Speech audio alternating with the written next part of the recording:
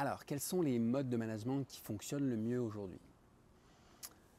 Dans les modes de management qui fonctionnent le mieux aujourd'hui, je pense qu'un des concepts qui devient quasiment une norme, en tout cas pour ceux qui ne l'ont pas encore mis en place, ils luttent contre ça, mais à un moment ils vont y venir, c'est ce que nous on appelle le mode collaboratif. Donc aujourd'hui les nouvelles générations, enfin les gens veulent collaborer dans l'entreprise et ne veulent plus forcément se faire imposer une hiérarchie et des ordres, et puis des fois les ordres n'amènent pas forcément les bons résultats. Donc les gens veulent des entreprises plus collaboratives, participatives, et donc le concept des entreprises qu'on appelle libérées prend de plus en plus de place on le voit de toute façon.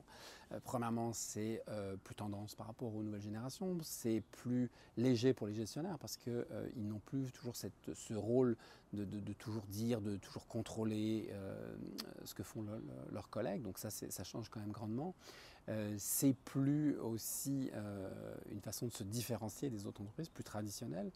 Donc ça permet aussi grandement d'avoir des collaborateurs plus créatifs et engagés. Puis ça, c'est quelque chose que beaucoup d'entreprises veulent, c'est comment on peut développer le niveau d'engagement de nos collaborateurs, qui prennent des décisions, qui se responsabilisent. Mais la responsabilisation vient avec l'autonomie. Donc si vous donnez plus d'autonomie à vos collaborateurs, vous aurez plus de responsabilisation. Puis ne pensez pas que vos collaborateurs ne sont pas capables de comprendre quand ça va ou quand ça ne va pas, et de trouver des solutions quand ça va ou quand ça ne va pas. Puis quand je dis des solutions quand ça va, c'est pas parce que ça va bien qu'on ne doit pas continuer à améliorer, qu'on ne doit pas continuer à progresser. Si on est dans une entreprise traditionnelle avec une hiérarchie plus lourde, c'est le rôle du gestionnaire et du dirigeant. Puis là, c'est à lui de venir imposer les choses. Et puis quand on impose les choses aux gens, c'est moins facile, les gens aiment moins ça. Puis comme ils aiment moins ça, ils sont plus à lutter contre un mode de management plus... qui les contraint plus à faire des choses qu'eux à y participer ou à leur donner leur avis. Donc je pense que le concept des entreprises libérées, collaboratif, on appelle ça aussi le travail auto-organisé, enfin il y a plein de noms.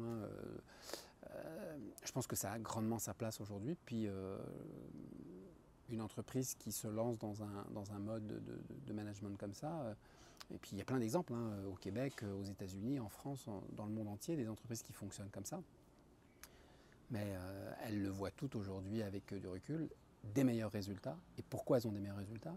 C'est pas parce qu'elles sont libérées, collaboratives ou autres, c'est juste parce qu'elles ont des collaborateurs qui sont plus engagés, qui sont plus motivés.